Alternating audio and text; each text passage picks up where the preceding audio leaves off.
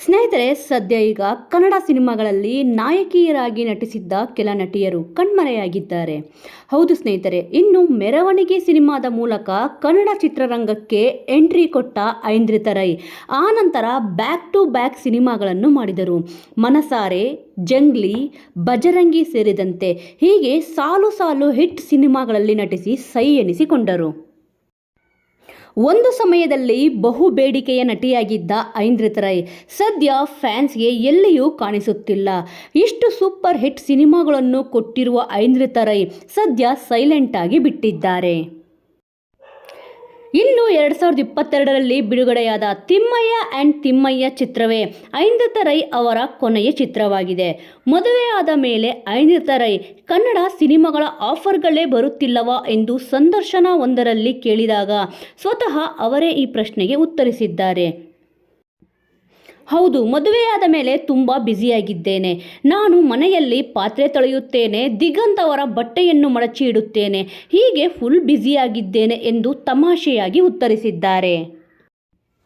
ಆನಂತರ ಅವರು ಮಾತನಾಡಿ, ಇದೆಲ್ಲ ತಮಾಷೆಗಾಗಿ ಹೇಳಿದ್ದು. ಆ್ಯಕ್ಚುಲಿ ನಾನು ಕಳೆದ ವರ್ಷ ಹಿಂದಿ ಸಿನಿಮಾಗಳಲ್ಲಿ ಬ್ಯುಸಿಯಾಗಿದ್ದೆ. ತುಂಬ ವೆಬ್ ಸೀರೀಸ್ಗಳನ್ನು ಮಾಡಿದ್ದೇನೆ. ಇನ್ನು ಕನ್ನಡದಲ್ಲಿ ಒಳ್ಳೆಯ ಅವಕಾಶ ಸಿಗಬೇಕು ಅಂತ ಕಾತುರದಿಂದ ಕಾಯುತ್ತಿದ್ದೇನೆ ಅಂತ ಐಂದ್ರಿತಾ ರೈ ಅವರು ಹೇಳಿದ್ದಾರೆ. ಸದ್ಯ ಯಾವ ಆಫರ್ಗಳು ಕೂಡ ಸಿಗುತ್ತಿಲ್ಲ.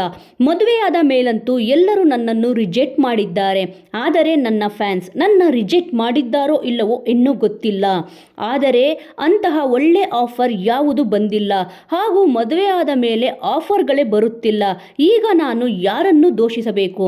ಪ್ರೇಕ್ಷಕರನ್ನ, ನಿರ್ಮಾಪಕರನ್ನ, ಚಿತ್ರರಂಗಕ್ಕೆ ಯಾರನ್ನು ನಾನು ಬ್ಲೇಮ್ ಮಾಡಬೇಕು ಅಂತ ಐಂದ್ರಿತಾ ರೈ ಅವರು ಬೇಸರದಿಂದ ಮಾತನಾಡಿದ್ದಾರೆ.